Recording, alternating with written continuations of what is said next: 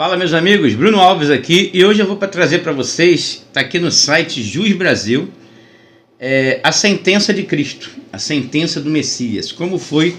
Aqui eles estão com uma cópia da sentença, né, que foi a sentença de Pilatos no processo do Messias, que existe no Museu da Espanha. E o site Jus Brasil ele coloca aqui como o Messias foi sentenciado. E eu vou trazer algumas informações interessantes aqui para vocês. Por isso já deixe seu like aí. E bora lá, ó. Cópia autêntica da sentença de Pilatos no processo de Jesus Cristo existente no Museu da Espanha. No ano 19 de Tibério César, imperador romano de todo o mundo, monarca invencível na Olimpíada 121 e na Ilíada 24, da criação do mundo, segundo o número cômputo dos hebreus, 4 vezes 1187, do progênio do Romano Império, no ano 73, e na libertação do cativeiro de Babilônia, no ano 1207. Sendo governador da Judéia, Quinto Sérgio, sob o regimento e governador da cidade de Jerusalém, presidente gratíssimo Pôncio Pilatos, regente na Baixa Galileia, Herodes Antipas, pontífice do sumo sacerdote Caifás. Ok? Vai vendo as figuras aí. Magnus do templo, Alis Almael, Robas Acazel, Franchino Ceutauro, cônsules romanos da cidade de Jerusalém, Quinto Cornélio, Sublime e Sixto Justo, no mês de março, no dia 25 do ano presente. Agora vamos para a sentença em si. Vamos lá. Eu, Pôncio Pilatos, aqui presidente do Império Romano, dentro do palácio e arquirresidência, julgo, condeno e sentencio à morte Jesus, chamado pela plebe de Cristo Nazareno, e Galileu de nação. Aqui eu chamo a atenção que onde inclusive nas escrituras tem várias passagens, né? Pode vir algum profeta da Galileia, os judeus falando. Então aqui deixa claro que o Messias era Galileu. Aqui já mata, né? Na própria escritura você não precisa vir aqui para saber disso, porque lá tem várias passagens. Homens galileus, quando está lá os discípulos em Atos, são todos da Galileia. O único que era de Judá, que era judeu, era Judas Iscariotes, ok?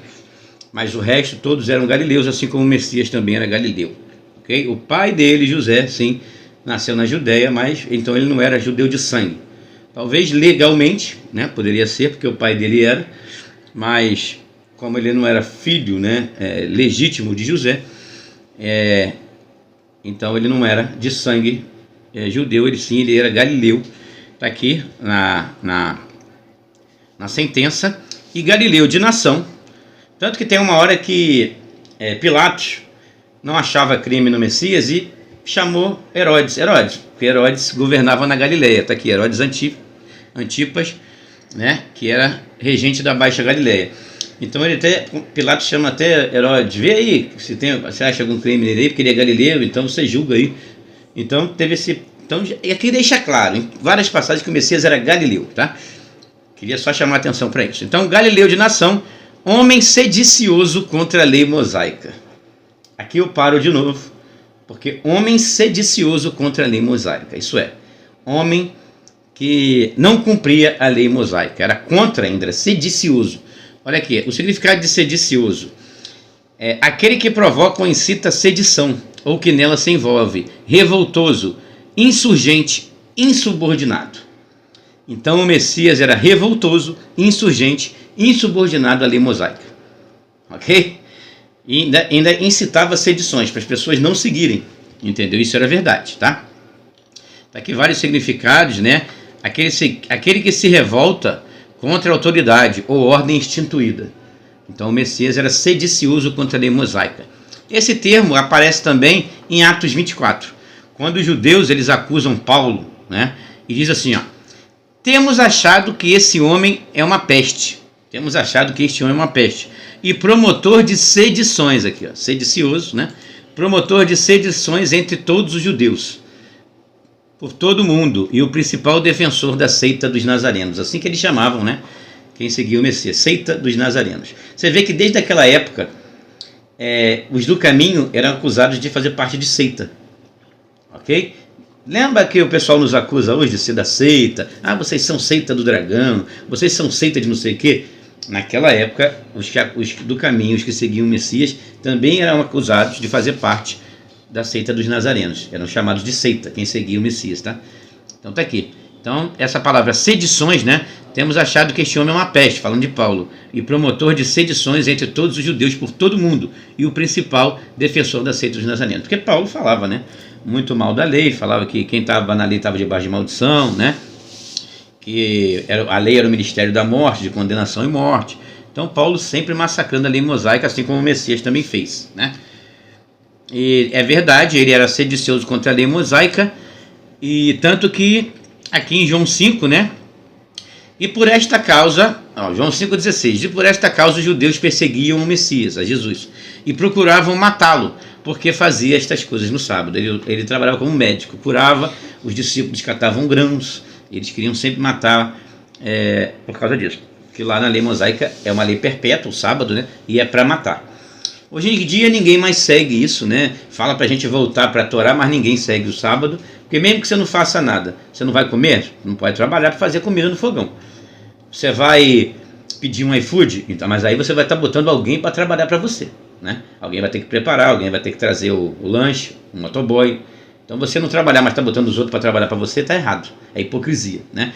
Você não pode ver televisão, porque alguém vai estar trabalhando, não pode ver um jogo de futebol, alguém vai estar trabalhando para aquilo lá acontecer. Então você vê como é hipócrita, como a lei mosaica é impossível de cumprir, 600 e poucos estatutos, entendeu? Então, e o sábado, lembrando, estava nos 10 mandamentos, tá? E o Messias descumpria até o que estava dentro dos 10 mandamentos, ok? Então, e o Messias ainda responde, e o Messias respondeu a eles. Os judeus perseguiam o Messias, procuravam matá-lo, porque fazia esta coisa no sábado. E o Messias respondeu: meu pai trabalha até agora e eu trabalho também.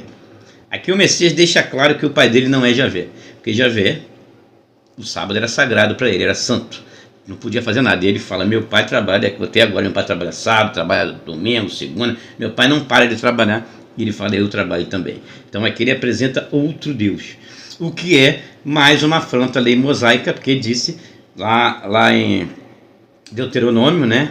Moisés fala que qualquer um que apresentar outro Deus é para matar. Então, mas além de trabalhar no sábado, o Messias fala, apresentando outro Deus. Então, segundo a lei de Moisés, era para mandar matar. Por isso que o Messias fala: Moisés escreveu sobre mim. Sim, sempre mandando matá-lo. Sempre. Chamando ele de maldito, porque ele foi pendurado no madeiro. Todo que for pendurado no madeiro é maldito para Jeová, para Javé. Então, quando o Messias fala que Moisés escreveu sobre ele, era sempre mandando matar. Quando aparecia um comilão e beberrão, apedreja até a morte. O Messias veio comendo e bebendo de propósito. E eles chamavam o Messias de comilão e beberrão. O Messias fazia tudo ao contrário que a Torá mandava. Então está bem claro aqui na sentença dele, fala isso. Homem sedicioso contra a lei mosaica, contrário ao imperador Tibério César. Determino e ordeno por esta que lhe dê morte na cruz, sendo pregado com cravos com todos os réus, porque congregando e ajuntando homens ricos e pobres. Muitos seguiam o Messias, tanto ricos quanto pobres, né? Mais pobres, mas tinha alguns ricos também. Então ele juntava as pessoas, né? E não podia, né? Naquela época. Não tem cessado de promover tumultos por toda a Judéia. Isso aqui já deve ser mentira, né? Porque, claro, até o próprio Messias fala em Mateus 5, né? Bem-aventurados sois vós, quando vos injuriarem, perseguirem e mentindo disserem todo mal contra vós por minha causa. Claro que mentiram sobre ele. O Messias não causava tumulto. Ele falava a verdade, né? Mas os caras mentem, né?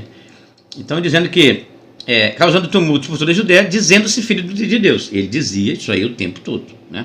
Isso aí o tempo todo ele dizia que era o Filho de Deus, o Pai que me enviou várias vezes. João 20, em João 6, né?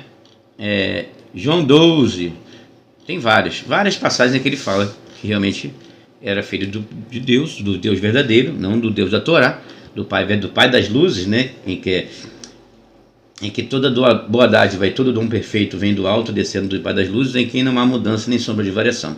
Não é igual o Deus da Torá, que dizia não matarás, depois mandava matar até criança de peito. Dizia não furtarás em Deuteronômio 5, e em Deuteronômio 6 já ensinava a furtar a casa dos outros, os poços dos outros, a plantação dos outros, né? Então era totalmente contrário. Já havia falava uma coisa, depois falava outra. Já o pai do Messias não muda e nele não há sombra de variação. Então, sim, ele apresentou outro Deus, ele se fazia filho desse Deus que ele apresentou.